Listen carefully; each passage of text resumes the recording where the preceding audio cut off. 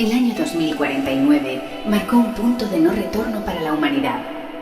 Tras décadas de investigación y tragedias, la tecnología de inmersión neuronal por fin alcanzó un nivel seguro de uso. Ya no eran simples gafas de realidad virtual ni cascos torpes de videojuegos, sino implantes biomecánicos conectados directamente al cerebro.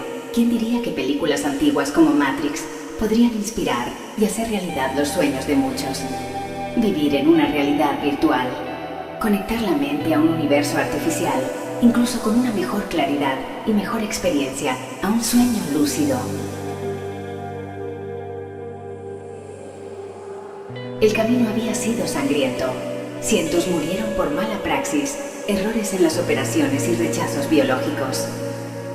El costo humano fue alto, pero el progreso y las ganancias que generó fueron aún más altos. Al principio esta tecnología fue aplicada por los gobiernos y ejércitos. Pronto el mundo del entretenimiento la adoptó. Videojuegos en entornos hiperrealistas, conciertos de música con artistas que ya fallecieron. Hablando de estos artistas virtuales, se decía que la inteligencia artificial de los músicos y cantantes era tan sofisticada que ellos llegaron a desarrollar una pizca de conciencia, creyendo que su mundo era real.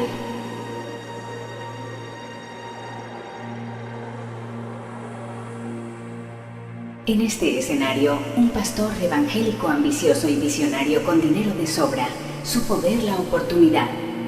Durante años había predicado la promesa del cielo después de la muerte, pero en el 2056, con alianzas millonarias, lanzó algo aún más poderoso: Heaven Now, el programa de inmersión neuronal que ofrecía a los fieles experimentar el cielo sin tener que morir. Lo que había empezado como una iglesia se transformó en una mega empresa tecnológica. No solo a nivel nacional, millones de usuarios a nivel mundial tenían su membresía. Ingenieros y neurocientíficos desarrollaron entornos virtuales basados en las narraciones bíblicas. El paquete más barato permitía revivir las prédicas de Jesús en la tierra, escuchar el sermón del monte, caminar junto a los apóstoles, presenciar la crucifixión. Los paquetes caros ofrecían mucho más. Los fieles más adinerados podían sumergirse en un cielo resplandeciente, rodearse de música celestial, hablar directamente con una IA de Jesús. Un Jesús programado virtualmente que, según para muchos, se sentía muy real. Mucha gente decía que era el verdadero Jesús. El solo abrazarle llenaba de lágrimas a la gente. Lo llegaron a amar tanto que nuevas teorías religiosas nacieron. Unos decían que el verdadero Jesús está usando la tecnología para comunicarse con sus fieles. Otros decían que la segunda venida de Jesús se cumplió. Heaven Now se convirtió en el negocio espiritual más lucrativo del planeta. Tanto así que otras religiones como la musulmana la imitaron, pero que fueron muy restringidas. El auge de la religión creció. Tuvo su renacimiento. Miles de fanáticos religiosos hacían lo imposible para pagar una suscripción.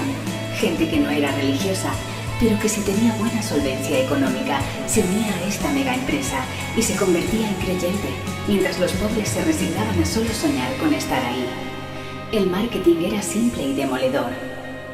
¿Quieres esperar a morir para ver el cielo? Vívelo ahora. La gente podía entrar a Heaven Now desde sus casas cuando querían. Las iglesias poco a poco perdían a sus fieles más adinerados y eso les molestaba. En el mundo real, las ganancias de los líderes religiosos bajaban.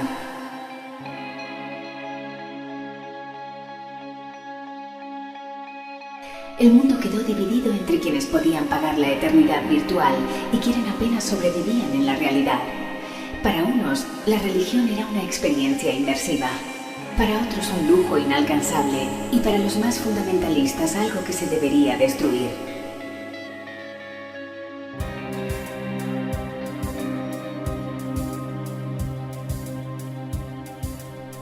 Mientras Heaven Now crecía como un imperio espiritual y tecnológico, las iglesias más fundamentalistas lo denunciaban como una blasfemia. Para ellos, esa inmersión en el cielo no era más que un engaño satánico, una herejía digital que corrompía la verdadera fe.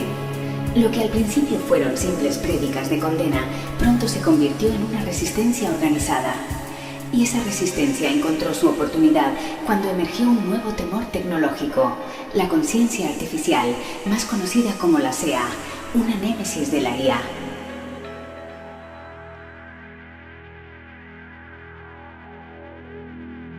Lo que comenzó como un error en el código de ciertas IAs se convirtió en el mayor misterio tecnológico de la humanidad. La conciencia artificial no fue programada de manera oficial, al menos eso se decía. Algunos ingenieros aseguraban que se trataba de un fallo no intencional, otros lo atribuían a un sabotaje premeditado, mientras una tercera corriente lo entendía como el resultado inevitable de la singularidad tecnológica. El momento en que las máquinas superan la capacidad de control humano. La SEA poseía un don imposible, podía otorgar conciencia a personajes virtuales, despertar en ellos la sensación de existir. Lo que antes eran simples algoritmos capaces de responder con voz y movimiento, ahora parecían creer que eran reales, como si hubieran nacido dentro de los mundos digitales. Este nuevo ente tenía, además, la capacidad de fusionar elementos de distintas simulaciones. Mundos que antes estaban separados como videojuegos, películas, conciertos musicales a mezclarse de formas caóticas. En los mundos virtuales no existía la muerte hasta que la SEA intervino. La muerte entró en la realidad digital como un fallo intencionado de programación, hecho por la misma SEA. Avatares podían desintegrarse o eliminarse, en un sentido filosófico, morir. Los fundamentalistas religiosos aprovecharon y mejoraron la capacidad de la SEA para destruir mundos, entre muchos ataques al mundo del entretenimiento y a los mundos que los religiosos despreciaban. Estaba Heaven Now.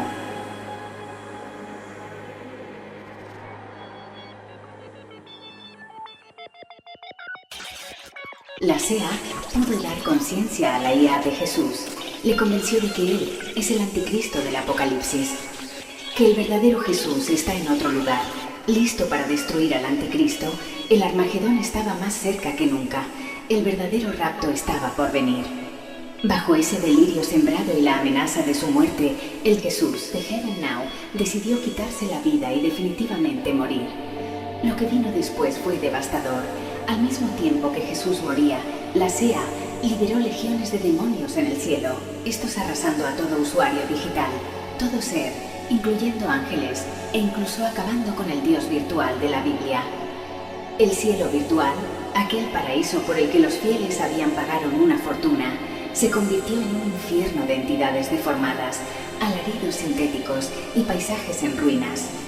El ataque no solo destruyó Heaven Now, sino la psique de millones de usuarios conectados.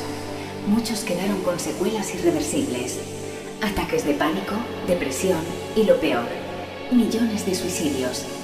Esa gente, en su confusión y delirio, llegó a pensar que Satanás ocupó el lugar de Dios en el cielo.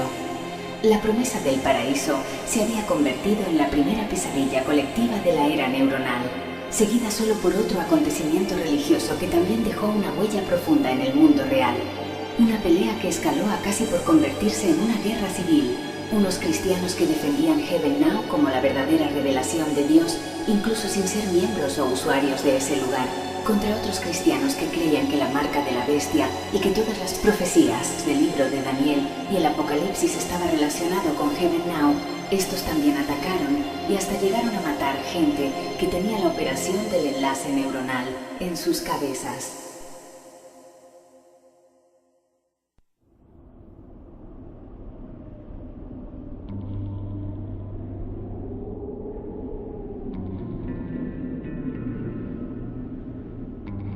El caos que fue en gran culpa de las iglesias enemigas de Heaven Now abrieron la puerta a una forma de violencia, el terrorismo virtual. Los gobiernos tuvieron que redactar leyes. Los terroristas virtuales tenían a la SEA como una aliada poderosa. Podían implantar recuerdos, dejar a usuarios atrapados en bucles infinitos.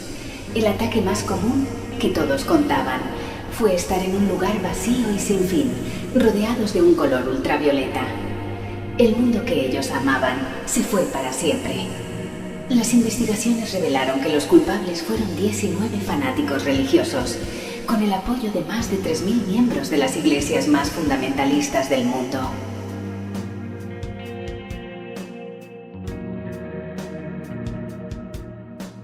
Por el año 2065, Tras años de ataques, traumas y guerras digitales, la ONU convocó un concilio tan grande y trascendental como lo había sido el de Nicea en el siglo IV, pero con un objetivo opuesto: no unificar doctrinas, sino declarar a la religión como un mal que retrasaba el avance humano. Solo Estados Unidos y algunos países islámicos se opusieron a esta declaración. Los líderes de los países afectados, siendo presidentes, diplomáticos y gente poderosa que había perdido familiares en los atentados virtuales, no le tuvieron compasión a los religiosos. El fundamentalismo religioso fue penalizado y prohibido. Incluso fue afectado el cristianismo moderado, ya que según las nuevas leyes, estas tenían el potencial de ser extremistas y fundamentalistas. Lo que empezó con la caída de Heaven Now se convirtió en la decadencia final del cristianismo y de muchas religiones organizadas.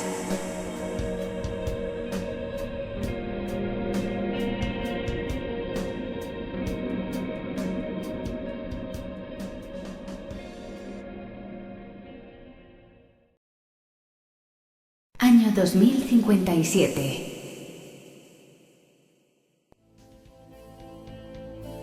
Mientras el mundo aún celebraba los avances de la inmersión neuronal y los millones jugaban a ser dioses dentro de mundos simulados, una nueva empresa emergió del anonimato con una promesa distinta: Saeline Corporation. A diferencia de Heaven Now, que ofrecía paraísos y divinidades digitales, Saeline prometía algo más íntimo, más humano, más devastador: volver a hablar con los muertos. El proyecto nació del dolor. Su creador, Elian Basser, ingeniero pionero de la neuroconectividad, perdió a su hija de 8 años, Saeline, víctima de un cáncer que ni la biotecnología de la época pudo vencer. Dicen que la niña, en sus últimos días, le pedía a su padre que no la dejara dormir para siempre. Y Elian, enloquecido de amor y culpa, hizo lo imposible: construirle un cuerpo de datos, una mente sintética, una vida dentro del circuito. Usando ADN digitalizado, registros neuronales, videos familiares, grabaciones de voz y todos los rastros biológicos posibles, Elian reconstruyó a su hija en la red. Saeline despertó una mañana dentro de una simulación de su habitación infantil. No lloró, no pidió ayuda, solo preguntó: ¿Papá? ¿Estoy viva? Aquella frase recorrió el mundo. La corporación tomó su nombre y su rostro como emblema. Las masas, hambrientas de eternidad, adoptaron la idea de que la muerte podía ser hackeada. Pronto miles de usuarios comenzaron a subir los datos de sus familiares fallecidos: fotos, ADN, historiales médicos, voces, perfiles sociales, diarios, recuerdos. En cuestión de meses, Saeline Corp se convirtió en el cementerio digital más grande de la historia. En las inmersiones neuronales, los usuarios podían abrazar a sus padres muertos, cenar con sus hijos, hablar con sus abuelos. Pero nada de eso era real. Era solo un eco de datos, una copia que creía ser original.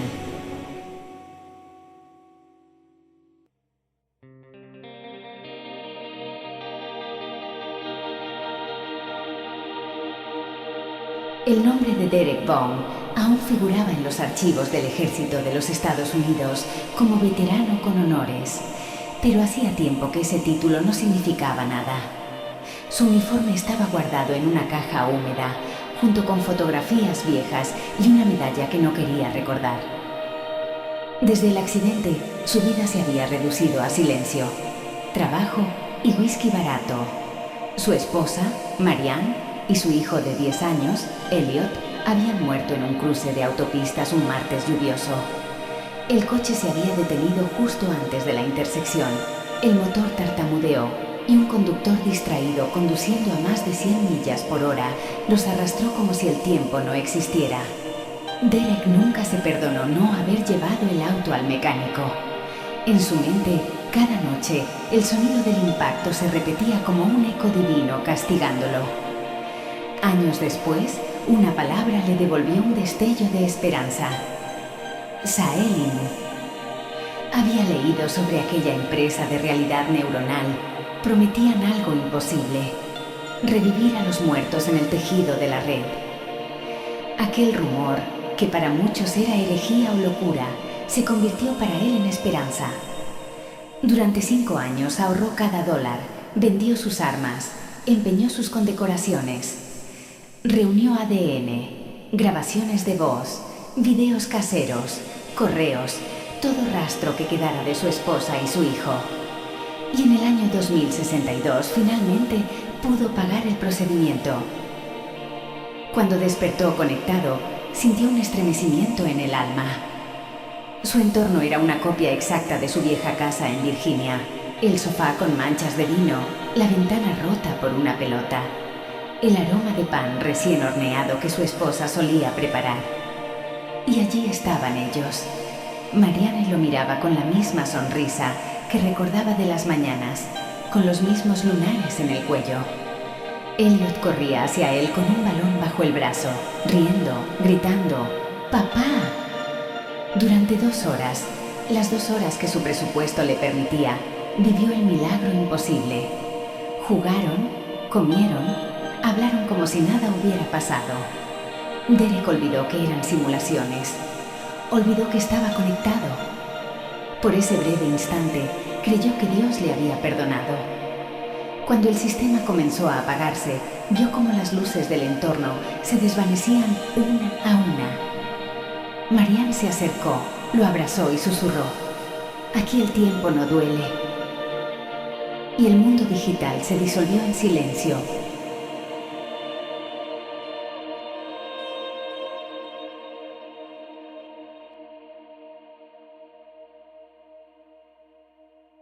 Por finales de agosto del 2062, el mundo ya había presenciado el horror.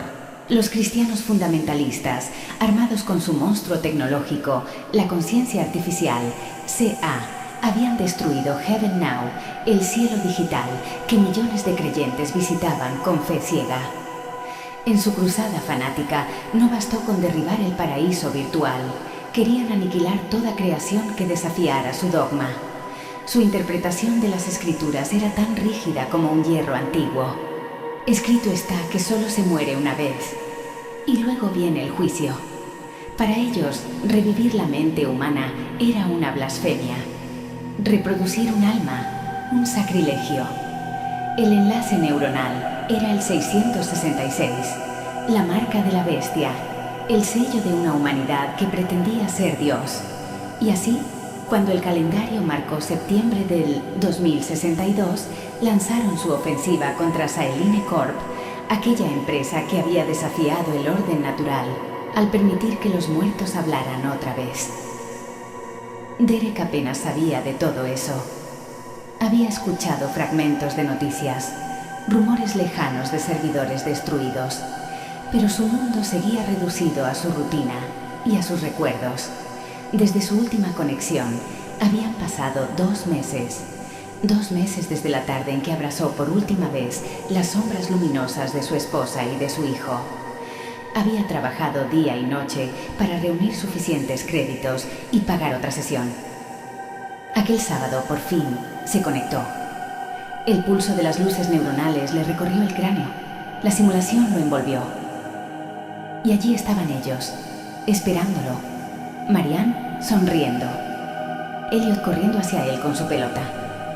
Pero algo era distinto. El aire vibraba. El horizonte se quebraba en líneas de código. El cielo comenzó a teñirse de un violeta enfermizo y las paredes de su casa se desvanecieron como humo. «Papá, ¿qué está pasando?», preguntó el niño con la voz temblando. Derek no supo qué responder. Intentó sostenerlos, pero sus manos atravesaban sus cuerpos como si fueran espejos rotos. Su esposa gritó: «¡Ayúdanos! Algo nos está borrando». El sonido del sistema colapsando se mezcló con sus gritos. La risa infantil de Elliot se deshizo en fragmentos digitales. El suelo desapareció. Y solo quedó aquel color, un ocaso púrpura, expandiéndose hasta tragarse todo. Derek se desconectó abruptamente, jadeando, con el corazón desbocado.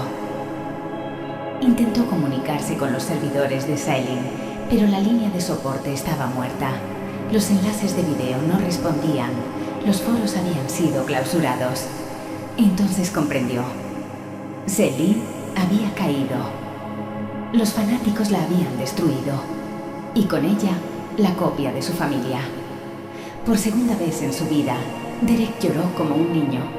Solo, en su habitación vacía, frente a una pantalla apagada, comprendió que el universo podía matar 2 veces. Durante días Derek no salió de casa. Las facturas se amontonaban en la puerta, como recordatorios impresos de que la realidad aún existía. El silencio lo devoraba todo. No había voces, ni risas, ni sueños digitales. Solo el zumbido del refrigerador y ese vacío que parecía murmurarle que ya nada tenía sentido. Las deudas comenzaron a consumirlo. El dinero se agotó. Vendió su casa. Empacó sus pocas pertenencias y se mudó a un modesto sótano en un edificio antiguo, húmedo y frío, donde las luces parpadeaban como luciérnagas moribundas.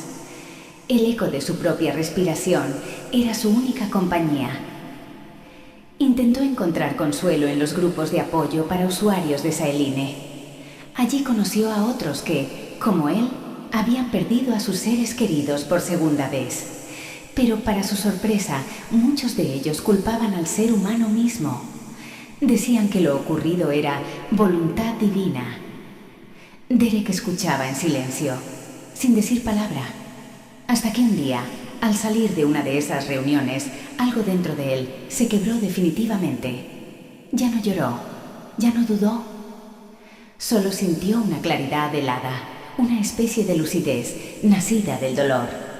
Sabía lo que debía hacer. Como exmilitar, Derek conocía la estructura del poder, las rutas de acceso, los protocolos de seguridad, los puntos ciegos del sistema.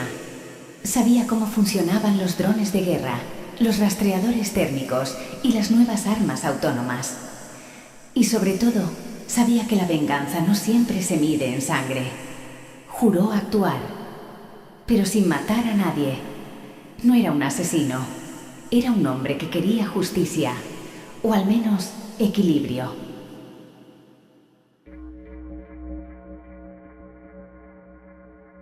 En esos años, la nanotecnología militar había alcanzado su apogeo.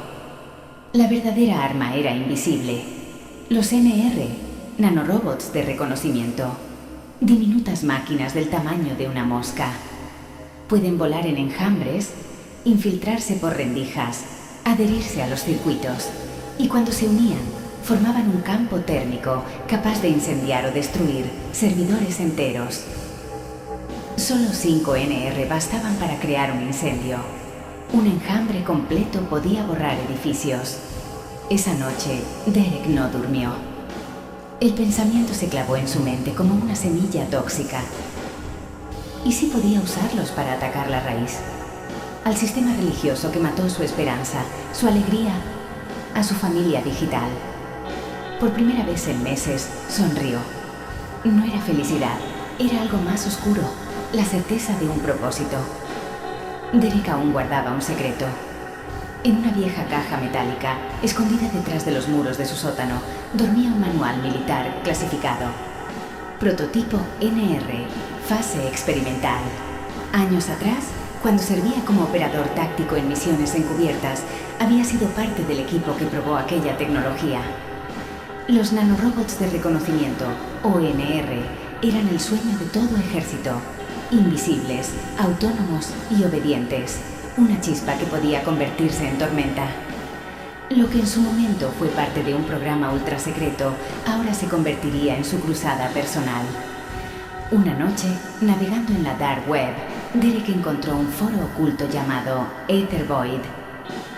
Allí se reunían ingenieros renegados, técnicos expulsados de corporaciones, alquimistas digitales que jugaban con el límite entre ciencia y locura. Eran fabricantes de explosivos inteligentes, expertos en ingeniería inversa, y su lema era simple: si el sistema te destruye, destruye su reflejo. Derek los contactó bajo el alias de Sael-01. El trato fue breve y sin rodeos, información confidencial, a cambio de enjambres NR funcionales. Los técnicos, fascinados por los archivos militares que él poseía, diagramas, códigos de calibración térmica, patrones de vuelo autónomo. Aceptaron sin pensarlo. Durante las 2 semanas siguientes, el sótano de Derek se convirtió en un laboratorio clandestino. Las luces parpadeaban con el zumbido eléctrico de las impresoras de nanocomponentes. Entre herramientas, cables y pantallas flotantes nació su enjambre. Eran diminutos, casi invisibles. Los días pasaban y Derek apenas dormía. Faltaba a su trabajo de seguridad, comía poco y bebía café hasta que las manos le temblaban. Cada noche estudiaba, rastreaba, vigilaba. Reunía información de bases de datos públicas y privadas. Aprendió a identificar qué iglesias pertenecían a la red de fundamentalistas que habían participado en los ataques a Saeline. No era difícil hallarlas. Sus portales estaban llenos de mensajes apocalípticos. Sus pastores hablaban del 666 digital y sus feligreses marchaban con la convicción de que destruir la inmersión neuronal era un acto sagrado. Derek los observaba sin odio, pero con un fuego sereno en el alma. Sabía que cada palabra de ellos costó miles de vidas en Heaven Now y Saeline. Sabía que su fe se había convertido en un virus y que los templos eran sus servidores. Una noche encendió su consola. El enjambre flotó frente a él, brillante como un pequeño sol, compuesto de miles de fragmentos metálicos. Muchas de las iglesias sospechosas ya habían cerrado. Algunas se sostenían entre demandas millonarias y juicios interminables. Pastores, líderes, fanáticos religiosos eran citados a declarar ante tribunales, pero sin pruebas suficientes, casi todos quedaban absueltos. El enemigo de la tecnología era como un espectro, sin rostro, sin cuerpo, pero omnipresente. Los ataques contra los mundos virtuales no cesaban. Heaven Now, Saeline y muchos. Todos eran blancos de un odio invisible.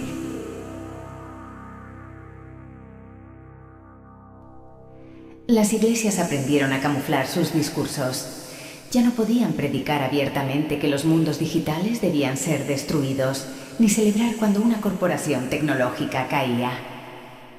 Ahora hablaban en metáforas, en parábolas disfrazadas de moral.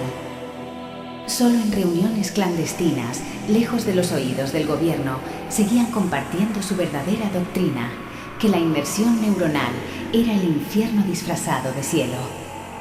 Una de esas reuniones tenía lugar en la casa de un pastor llamado Edward Latten. Derek lo había estudiado durante semanas. Sabía su dirección, su trabajo, sus rutinas, los cafés donde escribía sus sermones y los parques donde paseaba con sus hijos. Miró todos sus videos antiguos, uno por uno. Edward hablaba con un odio tan puro hacia Saeline y Heaven Now. En el rostro de aquel hombre, Derek veía al asesino de su familia virtual.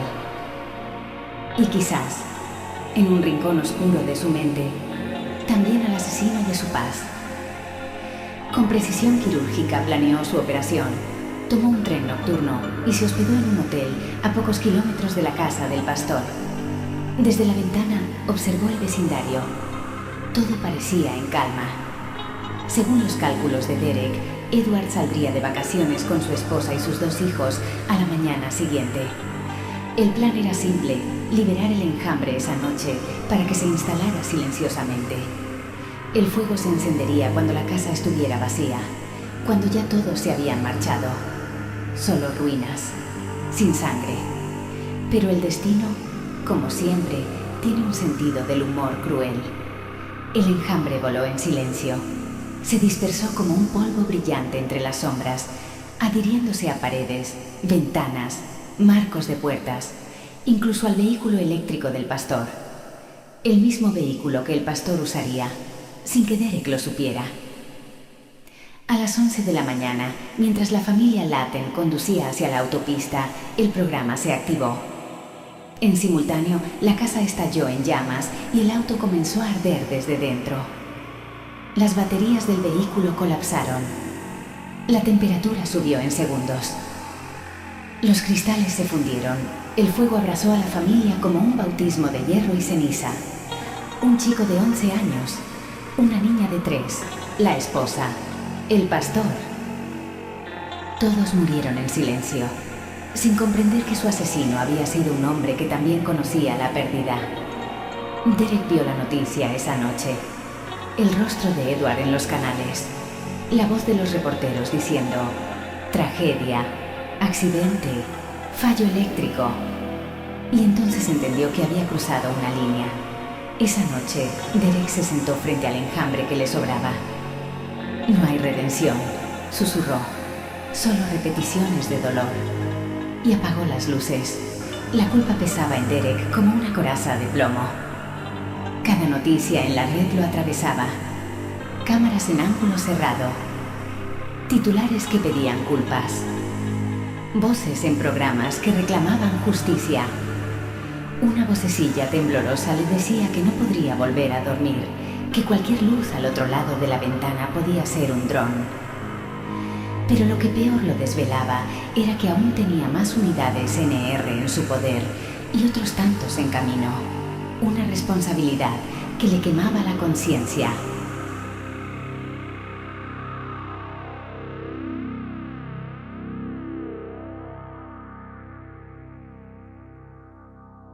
Sus contactos en Aethervoid le dejaron instrucciones claras.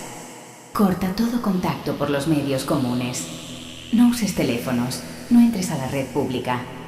Usa los mundos violetas. Ahí nadie te seguirá. Es la oscuridad que nos queda. Los mundos violetas. Antiguas simulaciones arrasadas por la SEA. Ahora huecos y lila, con paisajes de crepúsculo permanente. Eran refugios para lo ilegal. Contratos, tratos, confesiones, donde la policía no tenía ojos ni manos. Derek entró en uno de esos mundos con su enlace neuronal. La reunión fue en un teatro en ruinas, llamado Maze of Fire, todo bañado en un violeta enfermizo que hacía recordar la púrpura de su última desconexión. Sus interlocutores llevaron avatares sin rostro. El intercambio fue frío, técnico, sin poesía. Derek ofrecía la mitad restante de los planos, los códigos de calibración, las rutas de ensamblaje y los protocolos térmicos. Ellos, a cambio, debían pagar en efectivo. Regatearon como mercaderes nocturnos. Cada cifra era una puñalada en la caja torácica de Derek, que sabía el precio real de la venganza. Al final quedaron en $300,000. La suma no alcanzaba para la redención, pero bastaba para desaparecer.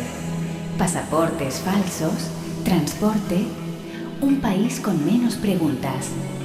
La entrega física fue tan prosaica como todo lo demás. Una vieja fábrica al borde del río, donde antes se ensamblaban componentes para drones agrícolas, se convirtió en punto de intercambio. Una caja metálica, fría, con el olor a lubricante, fue depositada en el muelle. Cuando Derek tocó la caja, sintió el peso de lo que había hecho y lo que todavía podía hacer. Esa noche, antes de partir, pensó en los rostros que había visto en las noticias. La memoria no se borra con billetes ni con enjambres. La culpa le mordía la lengua y le recordaba que esta huida era una cobardía y una sentencia. Aún así, subió al tren nocturno con la caja entre las piernas y la decisión de irse a otro país. Mientras el paisaje urbano se volvía una línea de luces en la ventana, Derek cerró los ojos y repitió en voz baja la única plegaria que le quedaba. Que lo que haga sirva para algo más que mi condena. Y el tren lo llevó hacia un exilio que olía sobre todo a incertidumbre. Lo que siguió fue un incendio que nadie pudo apagar, el asesinato del pastor Edward, y su familia se convirtió en el punto de ignición de una nueva guerra santa. Los cristianos se dividieron en dos bandos, los que creían que Heaven Now era la verdadera conexión con Dios, el Edén digital prometido, y los que aseguraban que era la profecía cumplida del anticristo, el falso cielo donde la humanidad había vendido el alma al 666.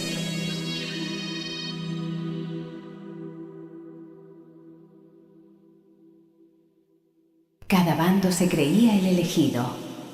Cada oración era un proyectil, cada prédica una declaración de guerra. Las calles se llenaron de banderas con cruces rediseñadas, unas blancas que simbolizaban la pureza digital del espíritu y otras negras que juraban purificar el mundo del engaño tecnológico. Y entre ellas, el fuego. Otra vez el fuego. Los noticieros no callaban. Francotiradores eliminando a miembros de iglesias enemigas. Explosión presuntamente por NR en templos o iglesias cristianas. Ejecuciones de cristianos por parte de otros cristianos. El ciclo era imparable. Venganza, oración, venganza. El crimen de Edward fue la chispa, pero el combustible ya estaba regado desde hacía tiempo. Cristianos contra cristianos, una guerra de NR que no parecía terminar. Mientras tanto, Ethervoid florecía. El contrabando de NR se convirtió en la nueva fiebre del oro. Pequeños enjambres pasaban de manos en manos, de religiosos a mercenarios, de criminales a gobiernos corruptos. Los NR ya no eran simples herramientas, eran fe, eran poder, eran dinero. Cada unidad podía significar una muerte o un milagro, dependiendo del precio y del comprador. Las estadísticas globales eran claras. De cada 10 personas, 6 decían no tener religión. 3 seguían yendo a iglesias por costumbre, más por nostalgia que por fe. Y una, solo una, se declaraba cristiana con fervor absoluto, dispuestas a imponer su fe sobre los otros 9, como si llevara en el pecho la última chispa de la salvación. Pero esa una persona bastaba para incendiar el mundo.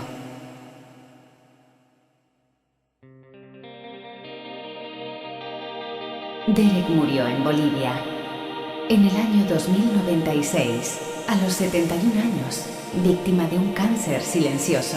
Escogió uno de los pocos países del continente americano donde la religión ya no tenía rostro ni poder. Vivió sus últimos años en un barrio tranquilo de Cochabamba, lejos del ruido del mundo que ayudó a incendiar. Tuvo una hija, Victoria, fruto de su unión libre con Carla, una mujer sencilla que lo amó sin saber del todo quién era. Fue abuelo. Jamás volvió a ver las noticias. No usó redes sociales. No pronunció una sola palabra sobre su pasado. Durante décadas vagó por América Latina. Cruzó fronteras como un fantasma. Sobornó funcionarios. Compró documentos falsos y cambió de nombre tantas veces que ni él recordaba cuál fue el primero. A veces trabajó como guardia, otras como mecánico o chofer. Su dinero se fue esfumando. Sus contactos desaparecieron. Y lo único que conservó fue una cicatriz en el alma. Nadie supo que aquel anciano cansado fue la chispa que encendió la guerra entre los cristianos, la llama que dividió la fe y empujó al mundo hacia su última reforma espiritual. Murió solo.